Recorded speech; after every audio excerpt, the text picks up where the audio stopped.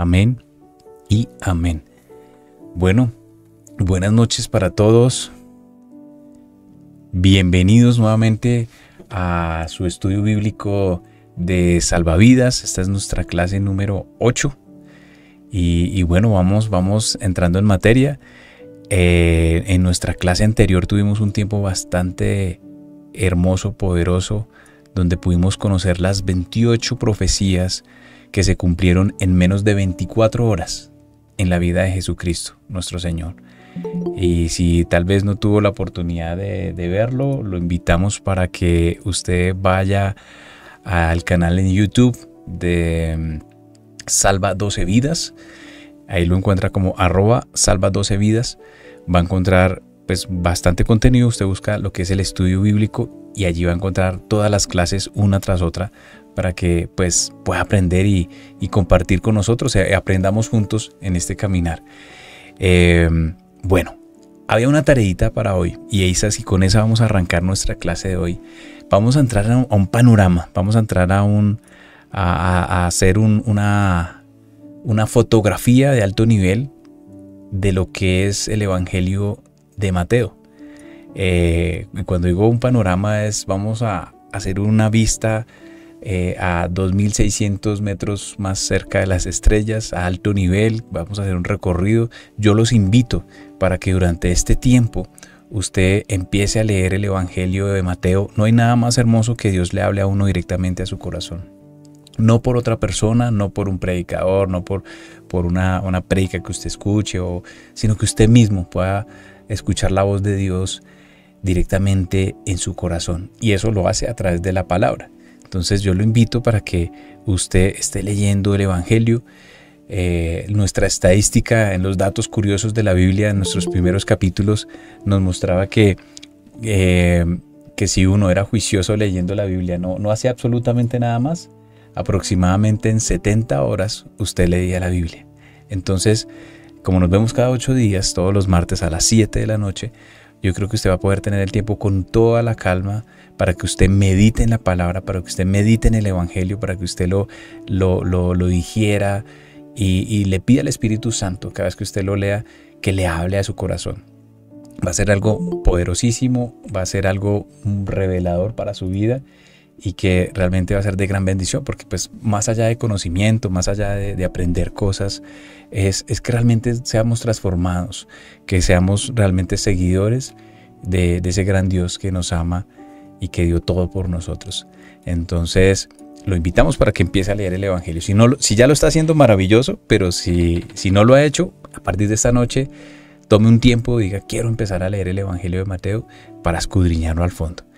Entonces bien, vamos a arrancar con nuestra tarea para todos los que nos están escuchando a través de las distintas redes sociales, los que están por Spotify, los que están por YouTube. Hoy aquí nuestros estudiantes nos van a compartir algunos datos interesantes, curiosos, datos generales que encontraron en el Evangelio de Mateo. ¿Qué encontraron? Entonces, como quieran, en el orden que quieran, por favor levanten su mano y abra su micrófono. Y adelante, listo, excelente, me encanta que empecemos así súper rápido.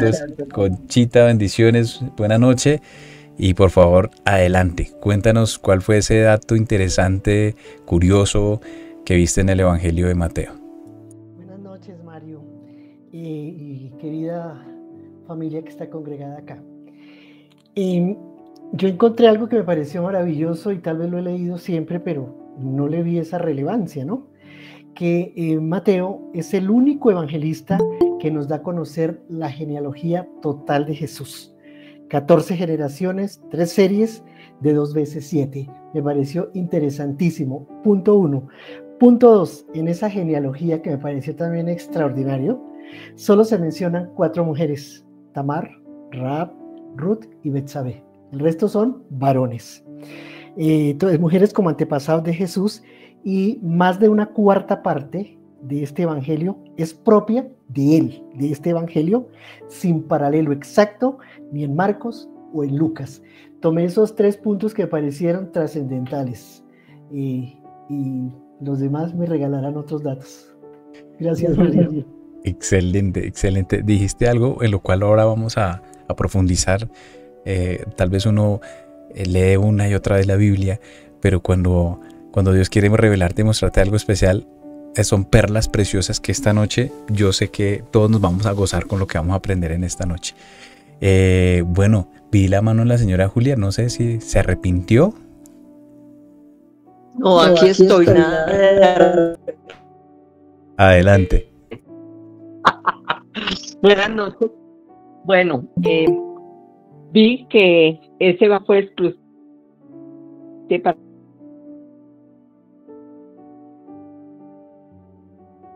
y que él hace gran movimiento como lo vi. Se te está cortando un poquito. Se te está cortando el audio. Si quieres, aló. Si quieres, acércate de pronto a tu módem o al internet donde estés para que te coja mejor el audio. Ya. Eso, ahí. Mateo hace gran énfasis en el cumplimiento del Antiguo Testamento. Comienza con la genealogía. Bueno, ya habló Conchita sobre la genealogía. También el Sermón del Monte solamente aparece en el libro de Mateo. Él defiende a Jesús como el rey y Mesías de Israel. Demuestra la realeza de Jesús como el hijo de David. Y hay muchas citas que nos dejan ver esa parte. En su evangelio, el primer orden cronológico aborda el tema del recto uso del dinero. Y bueno, yo dejo que otros coloquen otras. Yo tengo hartas, pero suficiente para que otros puedan también aportar. Gracias, Mario. Excelente, muy bien. Olga Lucía, por favor, adelante. Buenas noches, gracias. Bueno, encontré que de los 4 evangelios San Mateo es el evangelio más largo, trae 28 capítulos.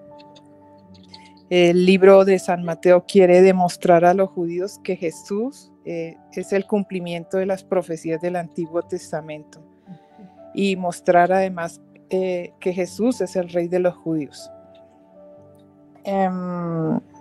Y San Mateo, que era recolector de impuestos, ¿no? Así es, recaudador de impuestos, excelente. Muy bien.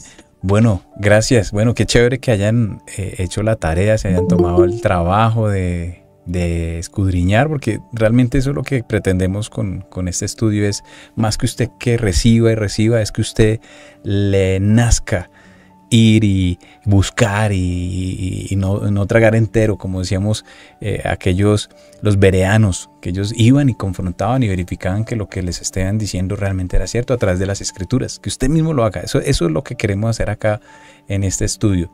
¿Quién más quiere aportarnos algo que haya visto, un dato curioso, algo que usted haya visto que le llamó la atención o simplemente cuando lo leyó le tocó su corazón al leer el Evangelio de Mateo?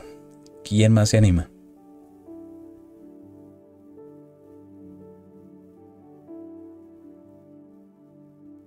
¿Nadie más?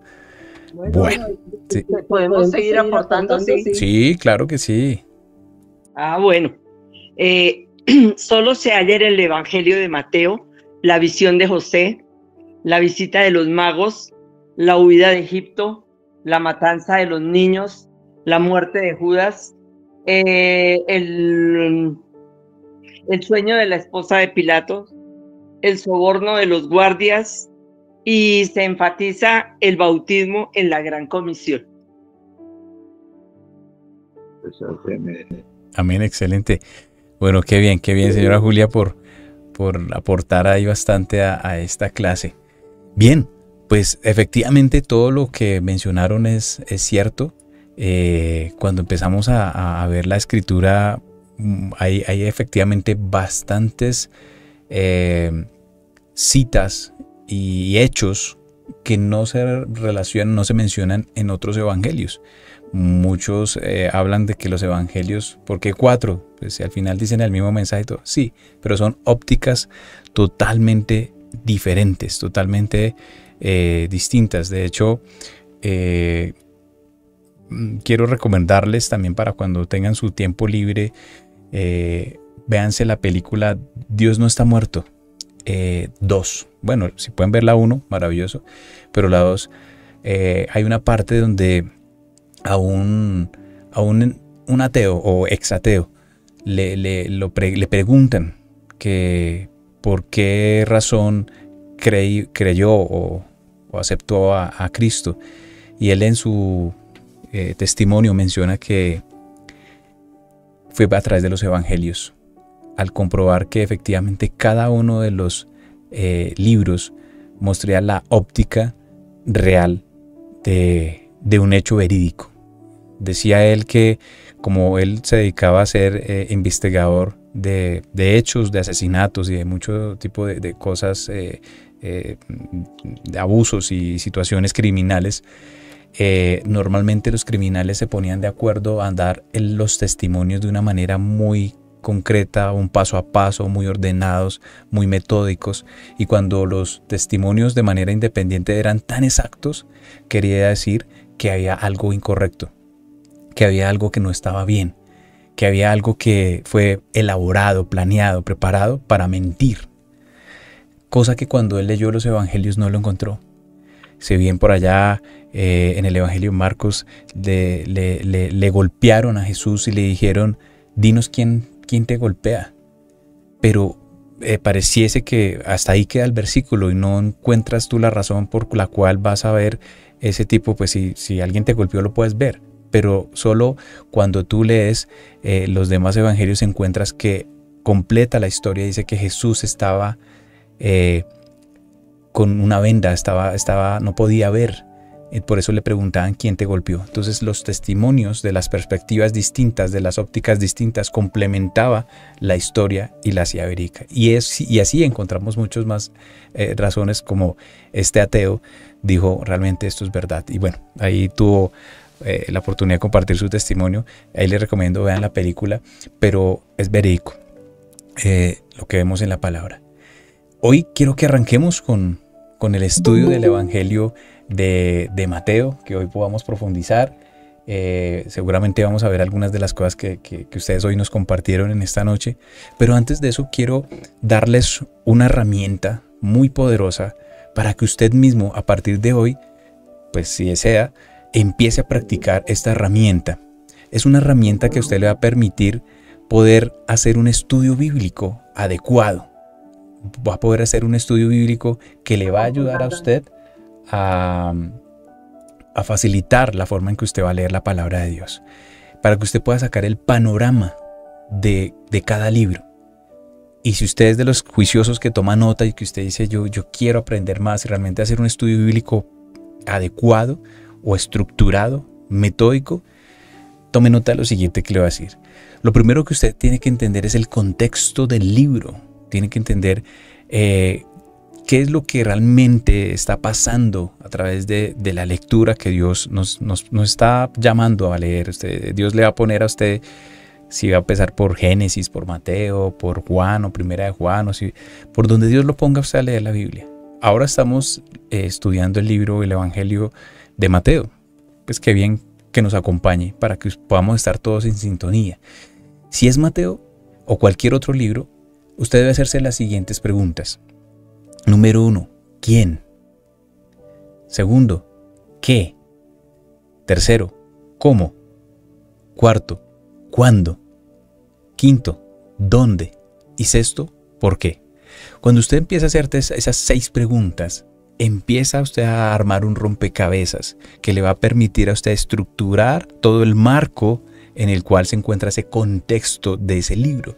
Porque como veíamos al principio de nuestro curso, muchos hombres han sacado fuera de contexto un versículo y con eso han hecho pretextos y hasta sectas se han dado solo por sacar un versículo de ese contexto. Esto nos va a ayudar a aterrizar, porque cada autor del libro que fue inspirado por el Espíritu Santo tiene un propósito con ese libro. Y no va a ser algo que sea descabellado, salido, no, va a ser dentro de ese marco que el Espíritu Santo ha marcado. Por ejemplo, usted va a preguntarse como, ¿quién es el autor de este libro? ¿Quiénes son los destinatarios o quién es esa persona a quien le va dirigida?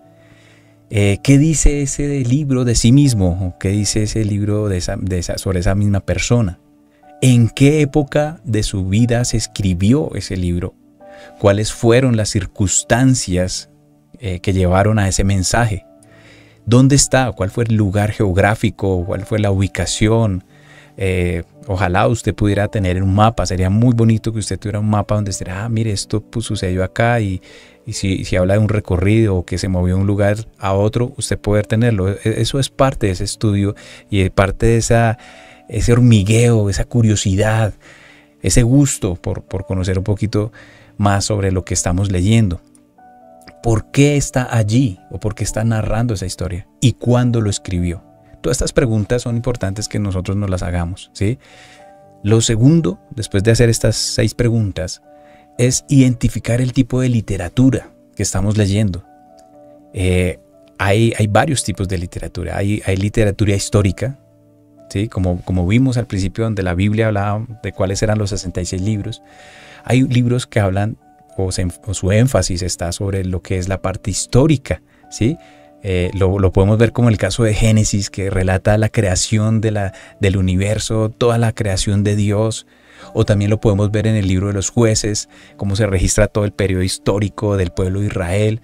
O lo vemos en el libro de los Hechos, cómo se narra la historia, la extensión del Evangelio y el comienzo de la iglesia.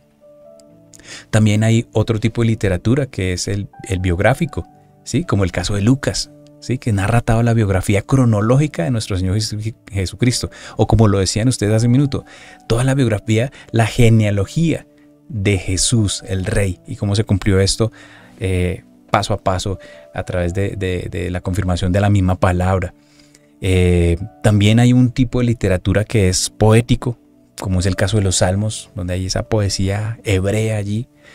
Hay también literatura proverbial, que es como el caso de los Proverbios, que se considera como una literatura sapiensal, sobre sabiduría, ¿sí? Es una recopilación de muchos dichos y mucha sabiduría que podemos poner en práctica.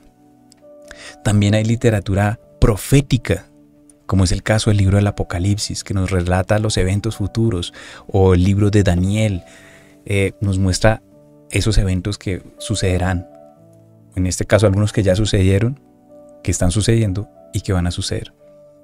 Y el otro tipo de literatura es la epístola o las cartas, como por ejemplo, Segunda de Timoteo, que es una carta dirigida obviamente a Timoteo, un individuo específico, o el libro o la carta de los Colosenses, ¿sí? Que es otra carta, o las cartas paulinas que conocemos por allí, que Pablo escribió más de 13 cartas, casi más de la mitad del Nuevo Testamento lo escribió Pablo. Y lo más interesante entre las epístolas o la literatura de las epístolas es que contiene la mayor parte de la doctrina. Recuerden que doctrina es enseñanza, ¿no? Para la enseñanza para la iglesia. Entonces ese es el segundo recomendación que les doy para que ustedes puedan enfocar a qué estoy leyendo. Estoy leyendo una carta, estoy leyendo un libro profético, estoy leyendo un libro poético, histórico, y eso nos va a ayudar a dar bastante ubicación de dónde estamos. Lo otro que usted debe hacer es debe ser objetivo.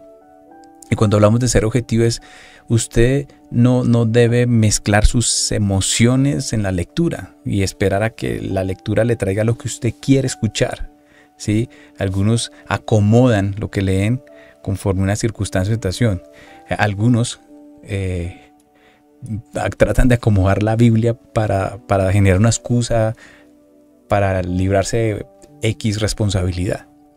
Para eso nosotros tenemos que estar enfocados, prestar atención a ese libro, al capítulo, al versículo, ¿sí? Porque ellos se van a hablar por sí solos. Dios va a hablar a través de la palabra y nos va a dar el mensaje preciso que tiene que decirnos a nosotros. Y lo vamos a notar porque seguramente cuando vemos el libro, el autor lo va a repetir o va a hacer énfasis constantemente en el mensaje que tiene ese libro, y lo van a identificar también en los capítulos. Capítulo por capítulo va a identificar cuál es ese énfasis, cuál es ese propósito de ese mensaje, Y también lo va a ver en los versículos. Cuando usted toma los versículos, va a encontrar ese énfasis en el cual el autor quiere darle ese mensaje al oyente, ¿sí? Y lo otro que quisiera recomendarles dentro de este método de estudio es entender el tema general del libro, ¿sí? Vuelvo, insisto, el mismo libro va a traer ese mensaje a colación, ¿sí? El mensaje va a salir, va a brotar. Usted cuando termine de leer el libro dice, ok, entiendo, el mensaje principal de este libro es este, ¿sí?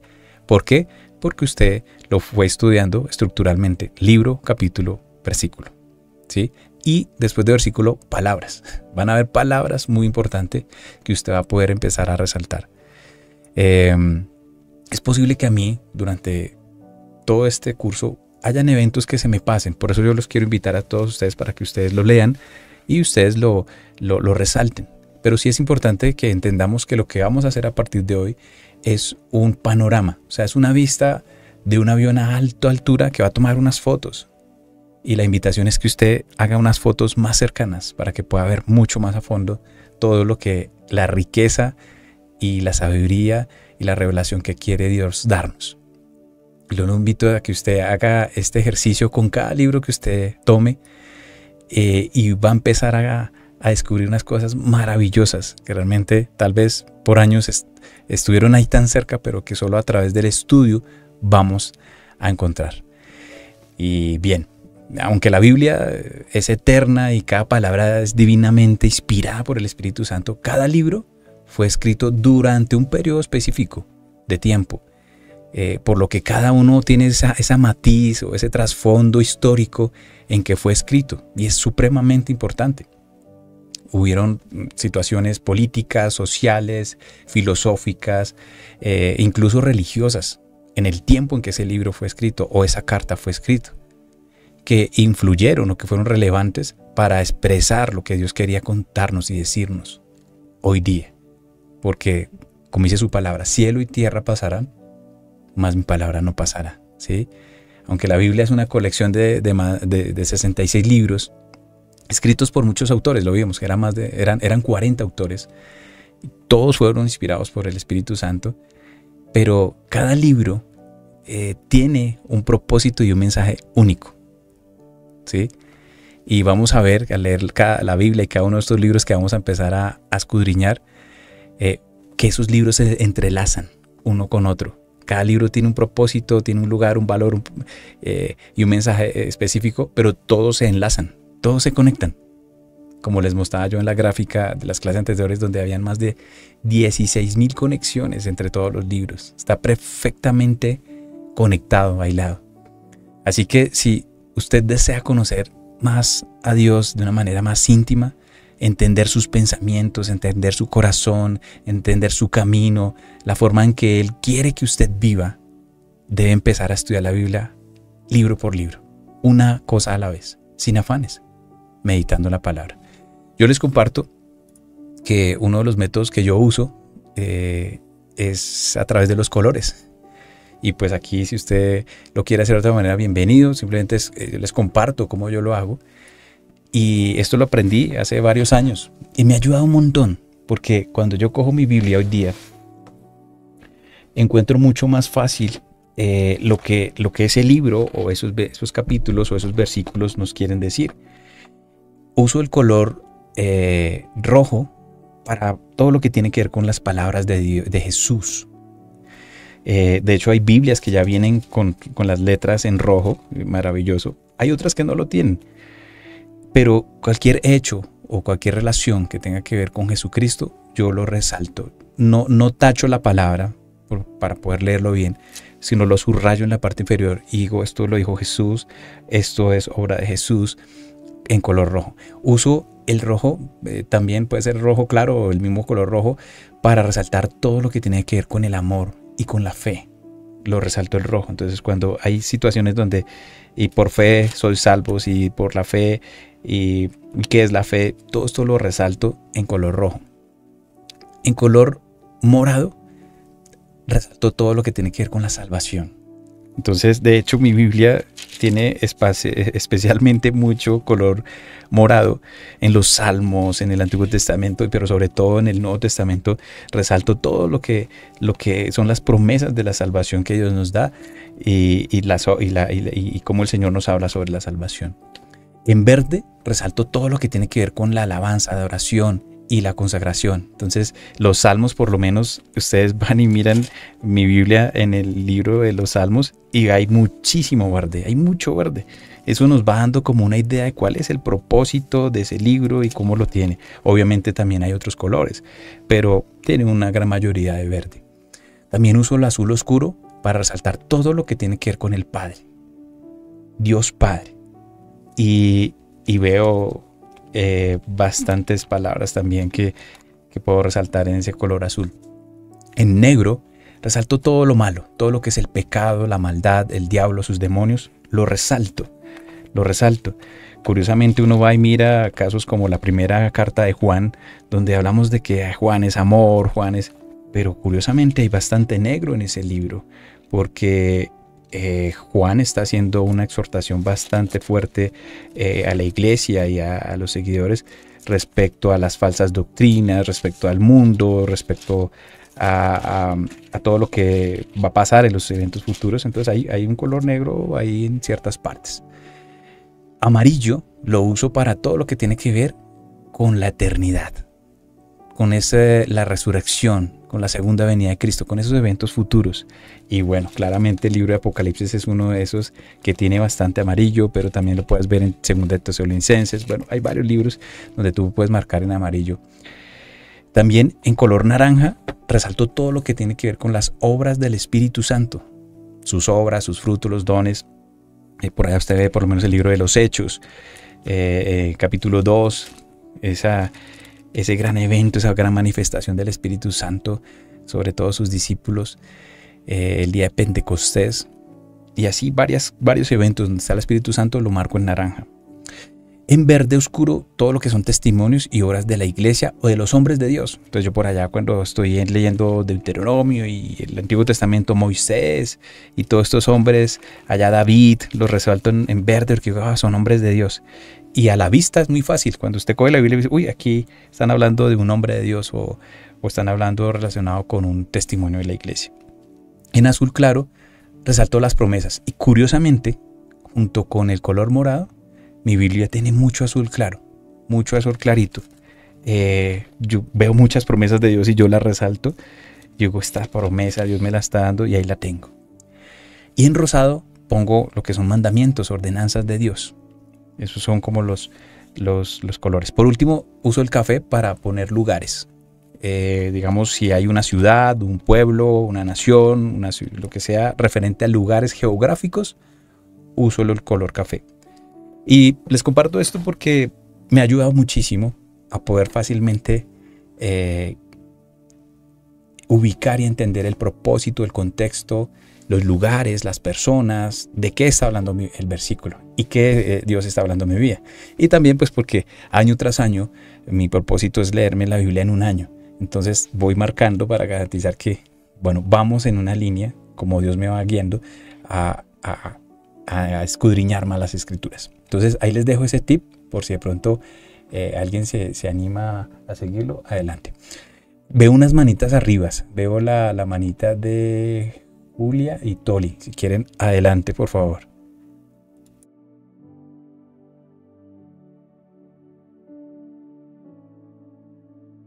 Bueno, creo que no eran arriba, listo. Estaban diciendo amén. Listo, perfecto. Bien. Entonces vamos a avanzar acá ya después de este contexto muy general como de algunas herramientas que podemos tener nosotros para empezar a estudiar los distintos libros. Quiero que entremos al Evangelio de Mateo. Y lo primero es que siempre el Espíritu Santo nos guíe. Mi recomendación es que antes de empezar a estudiar un libro, ore como lo hicimos ahorita. Señor, que seas tú guiándonos, mostrándonos, revelándonos qué nos quieres mostrar. Efectivamente, Mateo tiene 28 capítulos. Dentro de estos 28 capítulos vamos a entrar a hacer un recorrido, un panorama general de lo que nos habla este maravilloso evangelio. También vamos a ver lugares específicos, lugares claves, que si usted quiere los va a marcar allá en color café, como Belén, Jerusalén, Capernaum, Galilea y Judea. También usted va a poder identificar cuáles son los versículos claves dentro de Mateo. Van a haber varios, pero usted va a decir en síntesis, voy a encontrar un versículo que pueda ayudarme a resumir de alguna manera de qué trata este libro. Por ejemplo, aquí está Mateo capítulo 5, versículo 17. Dice, no penséis que he venido para abrogar la ley o los profetas. No he venido para abrogar, sino para cumplir. Por precisamente lo que hablábamos nosotros. Este evangelio en especial tiene un propósito y es comprobarle a los judíos que Jesús es el Mesías, que Él es el Rey eterno, que Él es el Hijo de Dios. Ese es el propósito. Y por eso hace énfasis en este versículo. Pueden haber muchos más, claro que sí, pero podemos tomar este como ejemplo. También van a venir unas personas claves.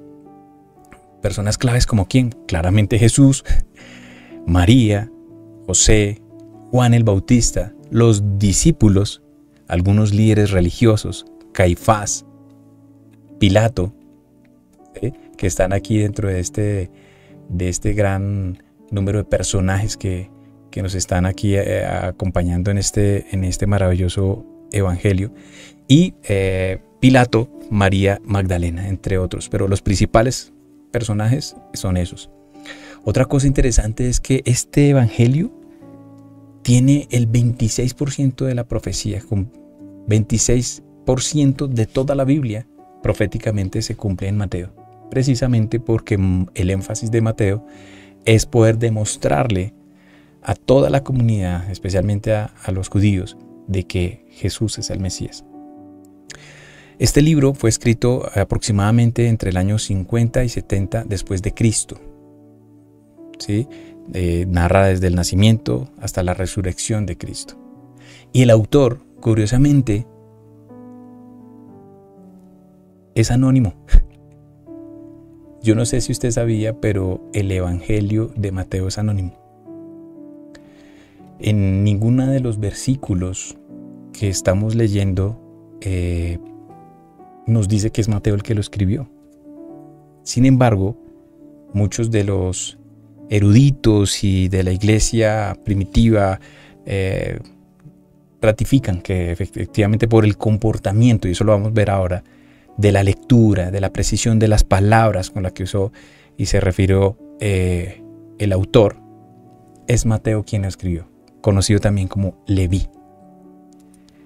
Bien, bueno, avanzando con nuestro Evangelio de Mateo, vamos a dar unos datos generales. La palabra Mateo significa don de Dios. Mateo significa don de Dios. Y entrando al marco histórico, Mateo efectivamente, como lo mencionaron hace un rato, Mateo era un judío, cobrador de impuestos, que llegó a ser uno de los discípulos de Jesús. Este evangelio es el enlace entre el Antiguo Testamento y el Nuevo Testamento.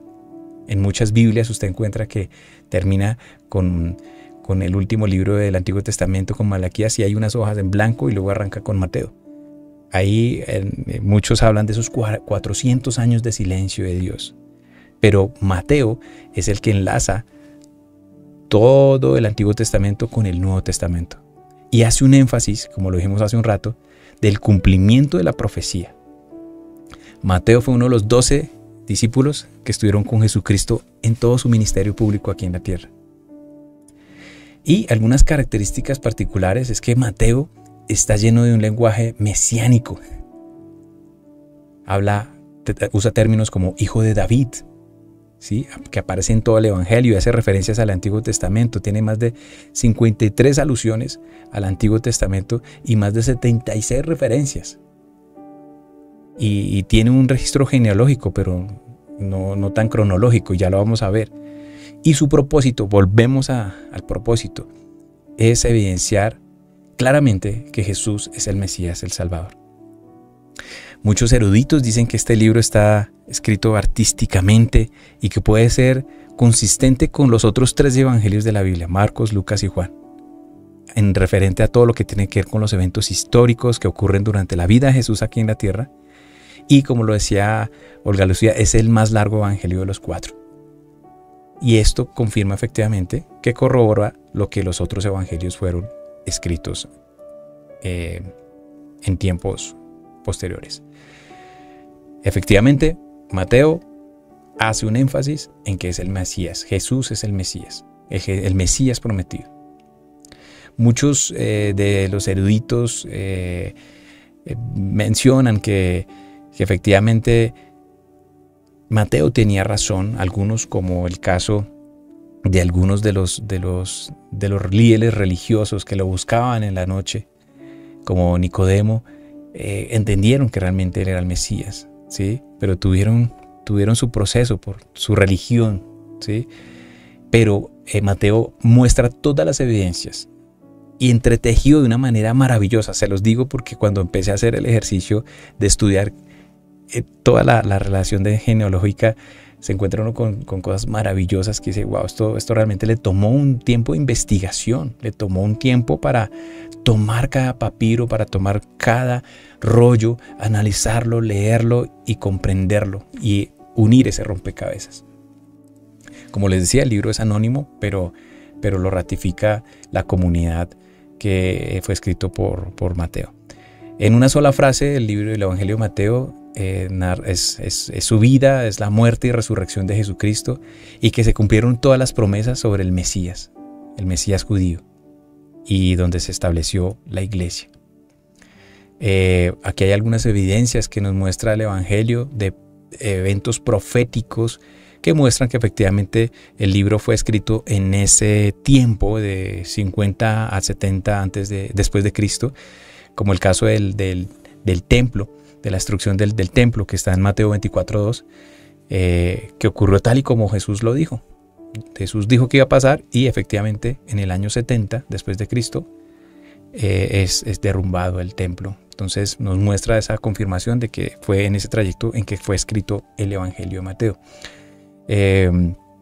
Bueno, también aquí vamos a entrar a la parte más trabajada para este estudio de esta noche, y es que el Evangelio comienza con una genealogía de la historia del pueblo judío y muestra toda la perspectiva sobre la historia, algo que es innegable, que tiene que ser así. Cuando hay hechos históricos no hay dudas porque hay mucha evidencia al respecto, y vamos a entrar a ver efectivamente ese arranque que tiene el Evangelio de Mateo acá. Si ustedes notan, Mateo capítulo 1 dice libro de la genealogía de Jesucristo, hijo de David, hijo de Abraham. Así arranca Mateo capítulo 1, versículo 1. Y muchas veces yo me preguntaba por qué razón la Biblia nos habla de tantas genealogías, que el hijo del hijo y del hijo, y que su hijo y tuvo tantos hijos y el hijo de su hijo. Y bueno, pues interesante, pero ¿esto a qué va? Y hoy vamos a entender mucho de lo que Dios nos quiere revelar a través de estas genealogías. Mateo hace un trabajo maravilloso donde él lo que quiere demostrarle al público es que efectivamente Jesús es el Mesías. Y para eso tiene que ver que las profecías que se dieron al respecto al Mesías se van a cumplir. Voy a hacer un pequeño recorrido para poder llegar a Mateo 1, versículo 1. Y es a través de Génesis, capítulo 5, del 1 al 32. Usted va a leer y dice Génesis 1 al 32 que Dios creó a Adán y Eva. Y Adán tuvo a Set, su hijo. Y Set tuvo a Enos. Y Enos a Cainán. Cainán tuvo a Mahalaleel. Mahalaleel tuvo a Jared. Jared tuvo a Enoc, que recuerden que dice la Biblia que Enoc caminó con Dios.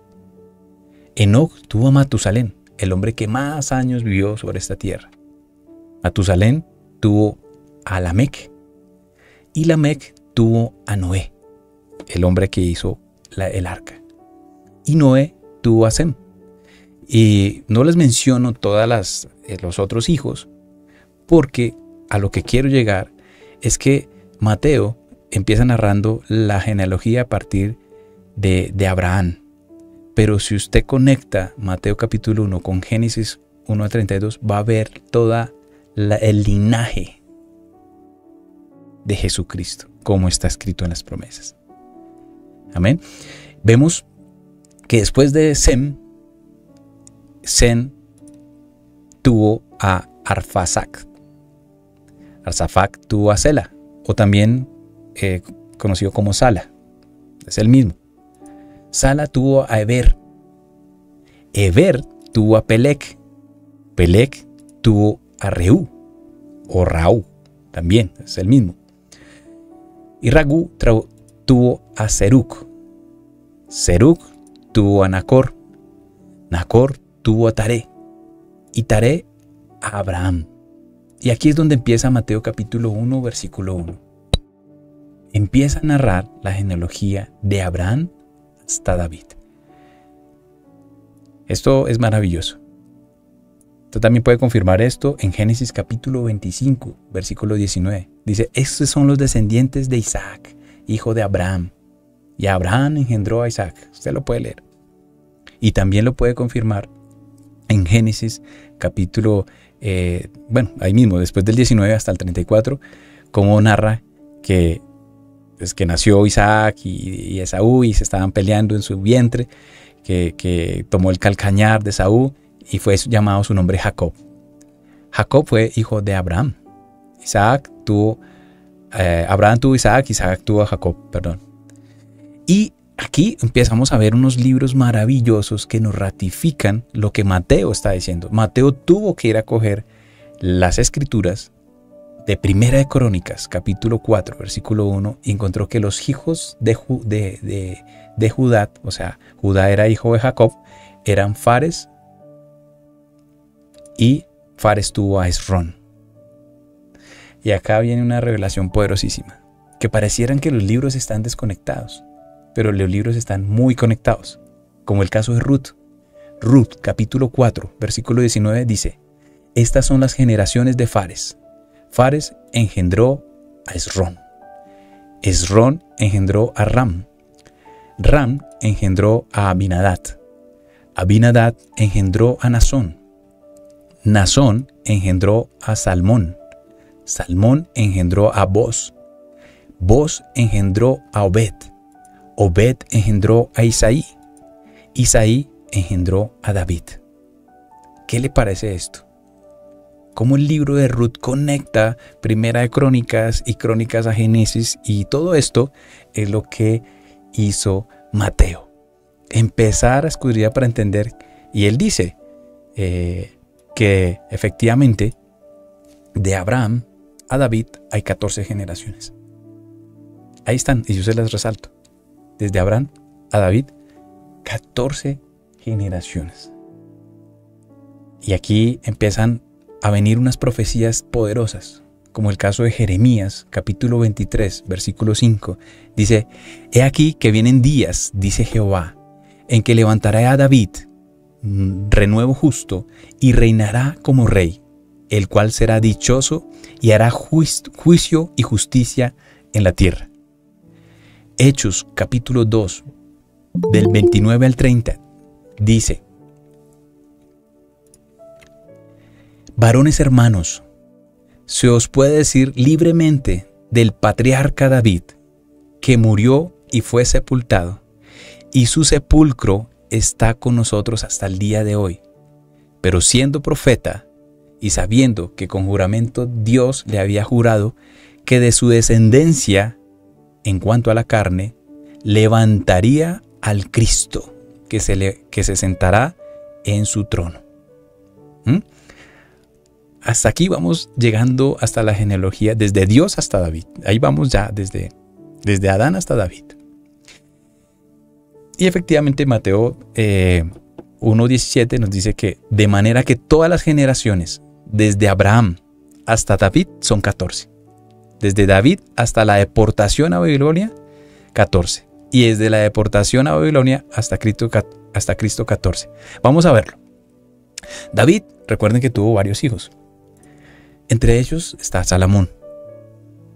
Todo esto que se lo voy a narrar, usted lo va a poder encontrar en Primera de Crónicas, capítulo 3, del versículo 5 al 19. También lo va a ver en Segunda de Reyes, 23-31.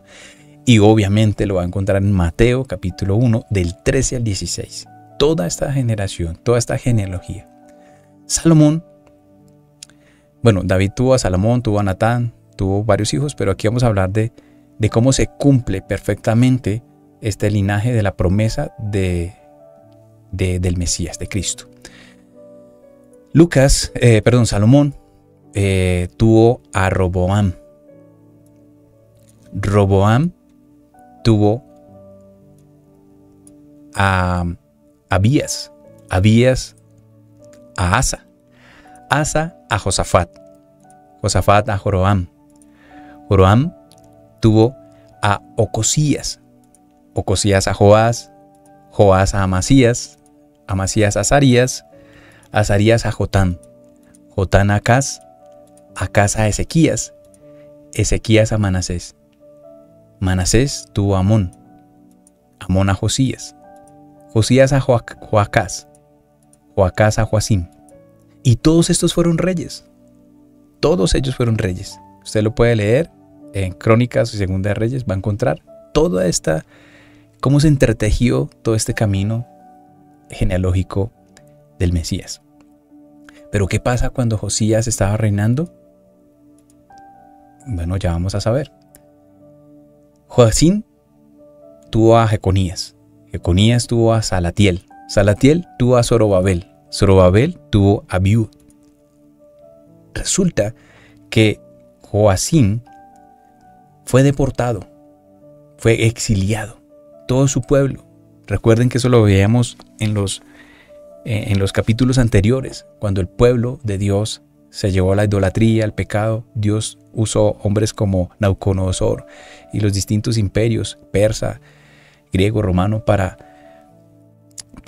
enseñarle al pueblo disciplina. Y dentro de ese exilio, Joacim fue el último rey de ese linaje de Salomón, de David. Pero él tuvo hijos, y esos hijos, si no hubiesen, piense por un momento, si no hubieran sido exiliados, ellos hubieran sido los reyes. Jeconías hubiera sido rey, Salatiel hubiera sido rey, Zorobabel hubiera sido rey, Abiú hubiera sido, pero estaban en cautiverio. Ya cuando Abiú está, pues ya ellos regresan, ya están en la deportación, ellos vuelven al pueblo y vuelven a empezar a construir las murallas y todo lo que veíamos en los capítulos anteriores. Abiú tuvo a Eliakim, Eliakim a Azor, Azor a Sadoc, Sadoc a Akim, Akim a Eliud, Eliud tuvo a Eleazar, y Eleazar tuvo a Natán, Natán tuvo a Jacob, y Jacob, adivinen a quién engendró. Jacob engendró a José.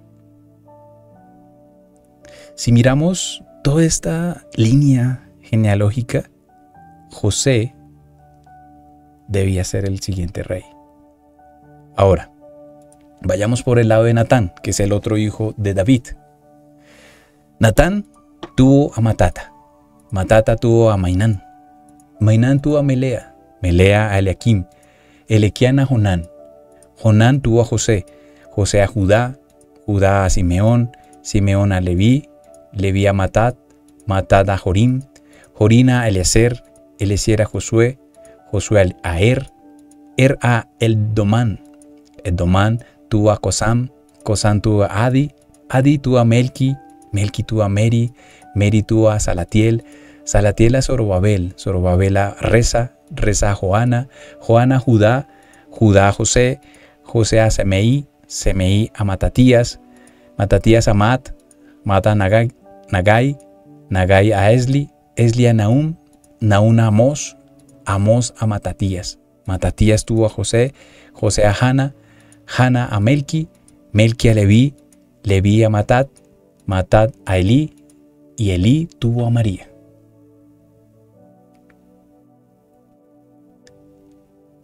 Esta genealogía es perfectamente maravillosa y poderosa. Todo esto que le acabo de leer desde Natán hasta María, usted lo puede encontrar en Lucas 3, 23 al 31 y Mateo 1 al 18. Pues José y María se unen. Ahora recuerden que Jesús nace del Espíritu Santo con María, pero lo que quiere decir que el trono legítimo del rey es Jesucristo. Nos muestra todo el linaje perfecto de cómo Jesucristo es el Rey de Reyes y Señor de Señores. Amén. No sé si usted se alegra, pero yo sí me alegro mucho cuando hice este estudio y empezamos a mirar la conexión de Génesis, Crónicas, Reyes, Mateo, Lucas. Cómo Mateo nos cuenta desde Abraham, nos narra la genealogía de Abraham y muestra toda esta genealogía. Pero si usted profundiza un poco más y ve exactamente todo el linaje de Adán hasta Jesús. Amén. ¿No le parece maravilloso? Para mí realmente me dio mucho gozo saber esto, porque sé en el Dios que creo, sé en el Dios a que le sirvo, que es un Dios verdadero, que es un Dios poderoso, que Él es realmente el Rey legítimo. Él es la promesa, Él es el Salvador, Él es el principio, Él es el fin, sus promesas se han cumplido, Él es verdad, Él es fiel, Él es maravilloso. Amén. Aquí quiero cerrar esta parte de la genealogía con Daniel capítulo 7, versículo 13 al 14. Dice: mirando yo en la visión de noche, he aquí con las nubes del cielo venía uno como un hijo de hombre, que vino hasta el anciano de días, y le hicieron acercarse delante de él, y le fue dado dominio, gloria y reino, para que todos los pueblos, naciones y lenguas le sirvieran. Su dominio es dominio eterno, pero nunca pasará, y su reino uno que no será destruido. Amén. Apocalipsis 19:16 dice: y en su vestidura y en su muslo tiene escrito este nombre: Rey de Reyes y Señor de Señores. Vemos cómo se cumple la palabra, vemos cómo es perfecta y maravillosa.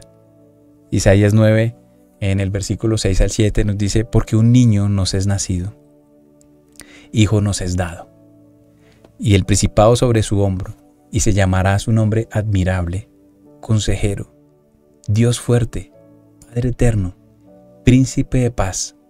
Lo dilatado de su imperio y la paz no tendrán límite sobre el trono de David y sobre su reino, disponiéndolo y confirmándolo en juicio y en justicia, desde ahora y para siempre. El celo de Jehová de los ejércitos hará esto. Vemos como Jeremías, Isaías, Daniel, Apocalipsis, todos nos mencionan este linaje y esta concatenación tan maravillosa, en el que no solo en la carne, porque pues toda esta genealogía fue en la carne, es real y es en el espíritu y es eterna, como lo dice Daniel y como lo dice Apocalipsis. Amén. El tiempo pasa muy rápido. Nos quedan apenas unos minutos. Me gustaría que en este tiempo, estos minutos que nos quedan, podamos nosotros darle gracias a Dios por darnos esta enseñanza tan poderosa. Y bueno, creo que hay unas manos aquí arriba. Quiero darles el chance para que por favor nos compartan sus impresiones. Toli, Conchita, Julia, adelante, Toli. Sí, Mario. Yo le doy gracias a Dios en este momento, porque definitivamente me cae una cantidad de velos que traía, pero grandísimos. Y sí, bueno, la genealogía de José, pues sí la tenía bien claro. Pero gracias, porque esta de María nunca la había estudiado ni visto, y eso me parece genial. Sin embargo, también rompo esquemas, porque dice que María viene de Eli, no sé qué, y de dónde me sacaron esa historia de que era hija de Joaquín y de Ana. Entonces hoy rompo todos esos esquemas que traía en mi cabeza y que a la hora de la verdad pues no son ciertos.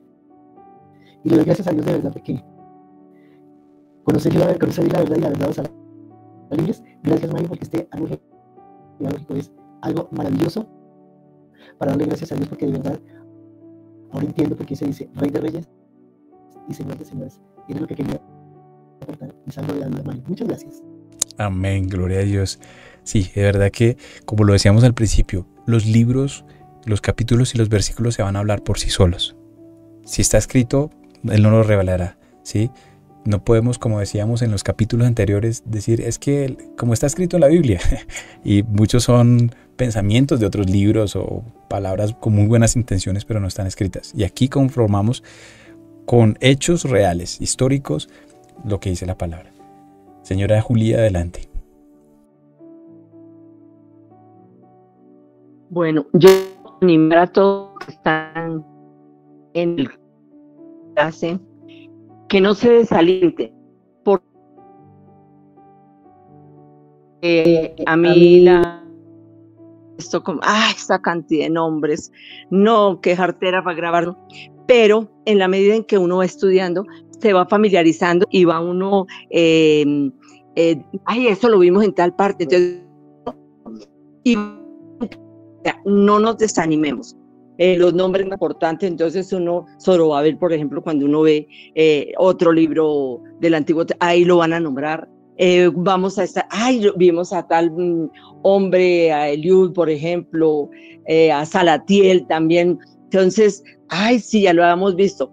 Pero cuando yo la primera vez estudié todo esto, no, y para grabarme pensé que no, pero en la medida en que vamos trabajando, se va uno familiarizando con los nombres y vamos entendiendo muchas cosas, porque generalmente cuando uno es nuevo, no, como que ya no quiero volver. Hay gente que ya no vuelve porque tan harto, ¿no? O las tareas, me dejaron esa tarea, yo no sé, no supe. No importa que no traigamos la tarea, vamos a aprender de los que están buscando, de los otros, pues lo rico es que todos nos involucremos, ¿no? Pero igual no perdamos el ánimo y sigamos adelante porque esto es muy enriquecedor. Gracias, Mario. No, a usted, señora Julia, verdad que qué bonito, y gracias por compartir sus pensamientos. Sí, de pronto yo pensaba tal cual como dice la señora Julia, tantos nombres y estos nombres, pero cuando Dios se revela de esta manera, donde nos muestra que toda su palabra es verdad, no nos queda más que alabarlo y darle gracias a Él porque se ha cumplido. Esta es otra razón más para decir, es verdad, la Biblia es verdad, se cumple. Uh-huh. Y yo quiero invitarlo a usted que disponga estos ya 2 minuticos para darle gracias a Dios por este tema, por esto que nos enseñó hoy. Señor, te damos gracias, te adoramos, te exaltamos, bendecimos tu nombre, Rey de reyes, Señor de señores, Alfa y Omega, principio y fin, mi Jehová Rafa, Jehová Nisi, mi estandarte, mi Dios, mi proveedor, mi sustento, Dios fiel, Dios verdadero, único y verdadero. Rosa de Sarón, eres tú, Señor, todo, Padre, tú lo eres todo, Señor, tú lo creaste todo para tu gloria y tu honra, Señor. Gracias por tu Hijo Jesucristo, gracias porque todo lo que has dicho, Señor, en tu palabra es verdad y hoy lo confirmamos, Señor, con hechos y con evidencia, Señor. La historia es tu historia, Señor. Gracias, Señor, por lo que nos estás mostrando hoy. Gracias por lo hermoso de cada uno de los evangelios. Te pedimos que desde ya vayas preparando nuestros corazones, que podamos poner esto en práctica, entender, Señor, que cada palabra, cada nombre está ahí por una razón. No lo dejaste al azar, no lo dejaste por una curiosidad, Señor. Está por una razón, porque tú nos quieres mostrar, Señor, algo importante, Señor. Y hoy te pedimos, Señor, que seas tú hoy tomando, Señor, el control de nuestras vidas, que seas tú hoy tomando el control de todo nuestro ser, Señor. Sabemos que tú guardas nuestras generaciones, nuestros hijos, Señor, que están en tus manos. Hoy los ponemos en tus manos. Aquellos que tal vez hoy todavía no han nacido de nuevo, que no han tenido un encuentro contigo, hoy los ponemos a todos ellos delante de ti, Padre. Te pedimos misericordia. Te pedimos, Señor, que tú tengas misericordia de nuestra generación, porque tú ya los conoces a todos, Padre. Aun cuando nuestros ojos no los vean, Padre, sabemos y están en tus manos, porque mi casa y yo serviremos al Señor. Yo te adoro, te exalto, te bendigo, Señor, y te doy gracias. Gracias, porque hoy nos das una prueba más de tu amor, de tu fidelidad y que tú tienes el control de todas las cosas. Yo bendigo, Señor, a todas las familias que están aquí conectadas, todos los que nos están escuchando, Señor. Te pedimos que seas tú dándoles más gozo, sabiduría, inteligencia, gozo, Padre, para que disfruten, Señor, este tiempo en sus casas, Señor, y que se gocen con esta palabra en el nombre de Cristo Jesús. Amén y amén. Dios los bendiga a todos. Nos vemos el próximo martes, 7 de la noche, acá por este mismo canal. Un abrazo, shalom para todos.